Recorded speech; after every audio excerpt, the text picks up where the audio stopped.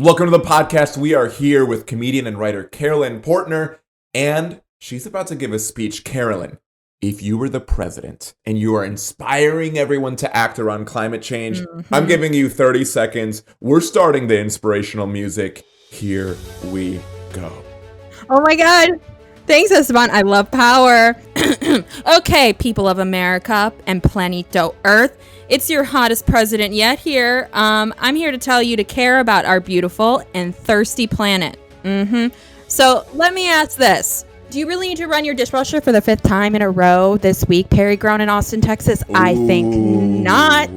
Okay. And yo, Big Oil, you're a teeny weeny meanie in my heart. If you ask me, some elbow grease and thoughtfulness is a small way you can save our planet so I can breathe long enough to marry a robot designed by Rihanna and A$AP Rocky's baby. Lastly, men of the world, don't ask what you can do for your ecosystem. Ask what you can do to make every woman's life less stressful in this ecosystem. Oh, political. That will improve the climate too. Women rule! Yeah! Wow. That I think has inspired the masses, or at the very least, freaked out Perry grown in Austin, Texas, who got personally called out by the emperor of the world giving a global speech. Hey, welcome to Comedians Conquering Climate Change. This is a podcast and project from the nonprofit Generation 180. My name is Esteban. I'm so happy that you're here. Every episode, we sit down with a different comedian guest. We talk about headlines, all about climate change and clean energy. We do some deep dives. We play some games. We talk about how all of us can conquer climate change. That's right. And it's going to be like 15-ish minutes. So let's conquer climate change, but let's hurry it up. You know what I mean?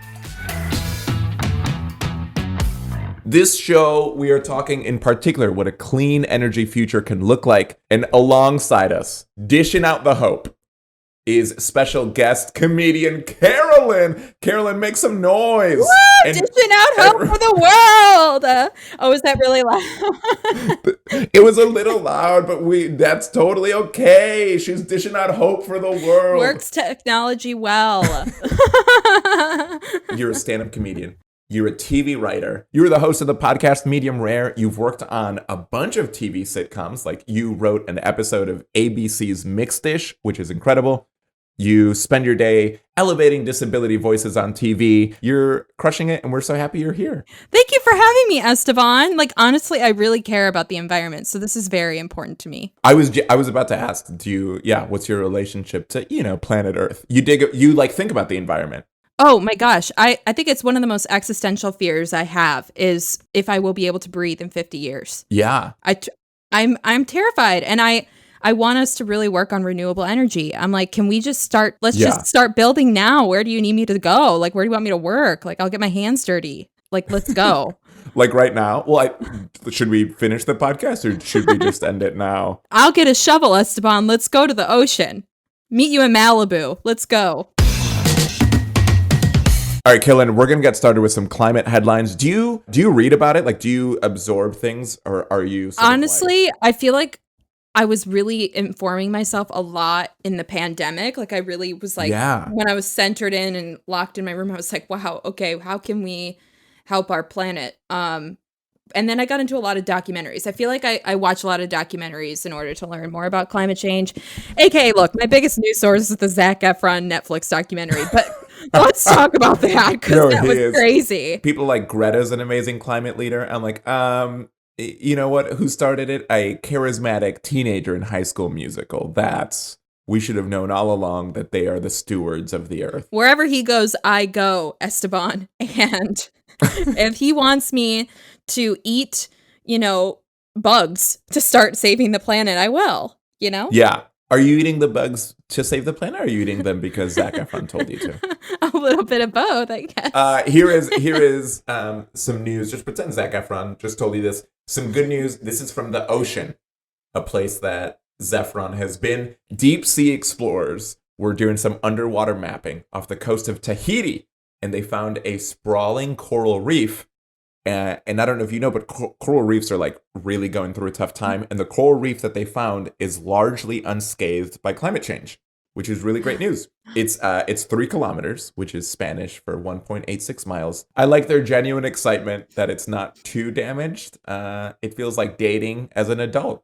You're like, wow, they're not horrifically damaged. It's really nice to know that your childhood trauma can be released and healed. And yeah, you know what? If the coral reef can withstand climate change, I can rise above the things I've gone through. Maybe. Totally. I don't know. All right, so that's some good news from the ocean. Here's some not so good news from the trees. Last year was one of the deadliest years of wildfires. It included one of the largest wildfires in California history and the most destructive one in Colorado. So the Biden administration just announced this in late January of this year, 2022, a 10-year, multi-billion-dollar plan to reduce the fire risk on up to 50 million acres that border vulnerable communities. That's 10 years, multiple billions. The plan would include things like thinning overgrown trees, using controlled burns, and just like finding new strategies to, quote, make forests more resilient and fire adaptive, which is like good to make forest fire adaptive. Also feels like we're like gaslighting forests. You know what I mean? Hey, you should stop burning us down. And we're like, well, maybe you should get used to being burnt down. And the forest is just there standing. Yeah, sure, do it because I'm self-destructive, you know? Yeah. The forest is like, if you're not going to wildfire, I'm going to wildfire. Yeah. Yeah. If you're not going to control burn me, I'm going to uncontrol burn. The last bit, and I love this story. There's a story on Grist. They had this article about how France asked 150 ordinary people to make climate policy. Mm-hmm. This quote, Citizens Convention on Climate. It was so cool, like literally advised the French parliament and the president himself. They like got together over these weeks. They got paid. They learned about climate change. They proposed solutions, like they came up with solutions. So it's a very cool story that I was inspired by because it's sort of the premise. Kind of the premise of the podcast. I love that. You know, like when like people passed no plastic straws, mm-hmm. and I think that's good. But I also think that's like there's bigger rules. I think it's like a funny kind of small mm-hmm. rule that it does good, but also is like, is there like a rule that you would love to pass? It can be climate related or not. But okay, I've thought about. Oh, you have so many ideas. I have a lot of ideas. But okay, so you know how I'm really passionate about hydropower because I feel like our planet is like 70% of it. Why aren't we using it to like start getting us some energy? So here's my thought. I think that in order to make people fitter, we create like a swimming hydropower system in the ocean. Okay. And like, we could, get some energy moving this way. And then it's also could be like a form of kind of like prison and punishment. Here's the law you would pass is a water prison system that forces people to swim and generate hydropower. Yeah. Is 100%. I literally just came up with that. It's genius. Something that I genuinely think a lot about is a lot of times what people think the future is, right? So you talked about, which is very real, and there's a weight to it of like sometimes having a little existential worry about the future of the climate and the future of the Earth. And I think it's interesting to think about and imagine a future that, yes, looks different than now because we've made some changes to the Earth that we can't change, but also like a future where we have tackled some of the solutions, where like there is a ton of renewable energy, where we are, a lot of these really beautiful best case scenarios where we're working with each other better and the Earth better. So we're going to play a game called How Did We Get Here? And here's what's going to happen. I'm going to give you a little sneak peek of the future, and you and I, but mostly you, are going to think about how we got to this point. Okay, some of it's going to be silly. Okay. Some of it's going to be serious. Here is the first one. Okay, right? How did we get here? This is the future where Google searches are like made public. Like anyone can look at them. Employers can look at them. People running for president, it's used against them. How did we end up in a place where Google searches? Everyone knows everything you Googled. How did we get here? What do we do? Oh, man. That is scary. I do not. Yeah, I think that's the scary dystopian future. That is terrifying. Like, do you think there's probably like a few people at Google who could ruin everyone's life. Like if they just were like, oops, I accidentally released this. Okay, so then this is the Google guy who didn't get his coffee the right order one day. Yeah. I said oat milk, not almond milk. Yep. You're going to pay for this. And then he just flips the table. He flips it up and... Yeah. Or a breakup, a little heartbroken man who wants to sell, he just... Isn't that sad? Yeah. It'd be sad. Yeah, and maybe he broke up because he found his partner Googling, like, how to find better boyfriend. And then he's like, I'll see. Yeah, Google search. Esteban, that's my... everyone will know every Google search. That's my Google search recently. How to find better boyfriend. Oh my God. I've been found. How to find better boyfriend. All right, here's another one. Harry Styles becomes president of a new country. How did we get here? We were all on a watermelon sugar high. His song was so catchy. His song was so catchy. We all just started really loving watermelon, and we were like, this guy started it all. He needs power. I did listen to that song, and I thought he could write some good policies, right? Like, I was like, this is a man I want shaping the laws of this country. They would be really simple and easy to understand. I'm really over these like 200-page document policies, like with all these little... Yeah. And Harry Styles would deliver. Totally. He would do it in 3-minute song that he would wear a lot of great outfits. He would sing his laws. He'd be like, and now college is free. College is free for me and you and me.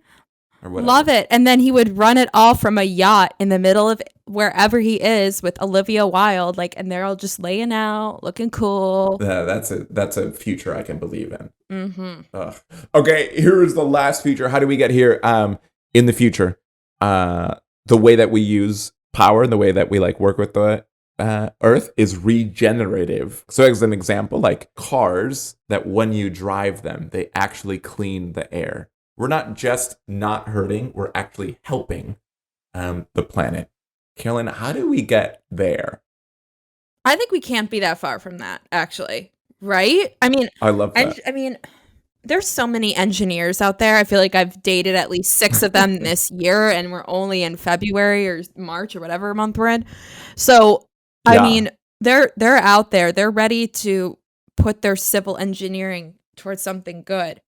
I don't know if that's what they do. What if you talk to the engineers that you're dating, get them on the right path? Have you ever thought about that you have a role to play? Wow, I really do. I could change the world with my dating life. You could change the world.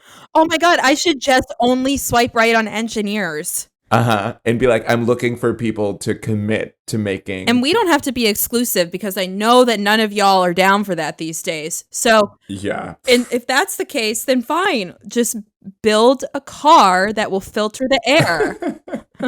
And then you can hook up with other people if you build a car that filters the air. Yes, this is a great solution.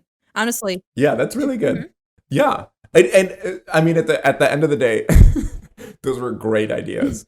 I think at the end of the day, the way that we think about the future of what the Earth looks like and our life can look like really shapes how we show up, right? Like already being like, wait a minute, there can be these technologies or there are these systems. I think it's hard for us to live a reality that we can't even imagine. And this is why we need innovators. This is why we need comedians to come up with amazing ideas like the hydro prison at the ocean. Well, let's not really endorse that one just yet.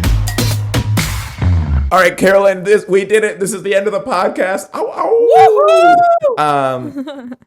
In 5 words or less, what are things you're going to take away from the podcast? What are things you learned? What are things that you're like, you know what, years from now, when I look back at my experience on Comedians Conquering Climate Change, this is what I will think. Let me think. Coral is okay. And so are we? You know what? We're going to allow it just because you didn't bring that whole prison idea back. So, and honestly, anything is a win as long as we don't mention your water prison. Esteban, come on now. We can't turn down innovation. Wait, can I do another one then? Help coral and fire, okay? All right, that one is really good. Oh, wait, wait, one more. Okay, this is the unprecedented third time giving a wrap-up 5 words. Carolyn, we'll give you 15 words to wrap up. Help Coral and the forests, okay? You're so committed to okay at the end. I just realized fire didn't make sense. Like, we don't want to help. Yeah, I didn't know if you were team fire. Your team have labor in the ocean, so I'm not going to really assume any of your political stances. Hey, we've got a really fun call to action. I think you're going to love this. There is Grist. I mentioned them. They have this climate fiction contest, and they have this climate fiction. So what we're talking about, some of it is admittedly like intense and dark. It's not all hope and optimism, but what they have is a bunch of stories around what the future can look like. And I love these stories. Some of them are really hopeful and optimistic. Some of them are a little bit darker. Some of them are gritty. It is great, but what it does is we can't live a future that we can't even imagine. What, to me, it provides some really fun context and data points in terms of what the future can look like. If you're listening to this on like Spotify or Apple Podcasts, literally in the description below, it should be linked, or you can go to Generation 180, and then from there you'll find the podcast thing. It's cool. Carolyn, I'm going to send it to you. I think you're going to dig some of the stories. Okay, but then once I dig that, then you and I were going over to Malibu and we're going to dig up some hydropower. Yeah, no, perfect. Absolutely. Carolyn, thank you so much for being on the podcast. This has been Comedians Conquering Climate Change, a project of Generation 180. The world is a stage and we are just trying to save it. Generation 180 is a clean energy nonprofit inspiring and equipping people to take action on clean energy. And you can find out more at generation180.org. This podcast is produced and edited by Matt Turner. Special thanks to Carolyn Portner, our incredible guest. Carolyn, where can people find you at? You could check me out on Instagram at Carolyn Portner _. And like my podcast is on Spotify, Medium Rare, and also on Apple. So we're out there. Yeah, you're crushing it. And it's Carolyn, Carolyn. Mm-hmm. Yeah, if you think I'm a Caroline, I am not. Okay. Yeah, if you think she's a Caroline, you haven't been listening to the podcast. No. Carolyn, sincerely, thanks for being on the podcast. Thank you for listening. My name's Esteban Gast. We will see you next episode.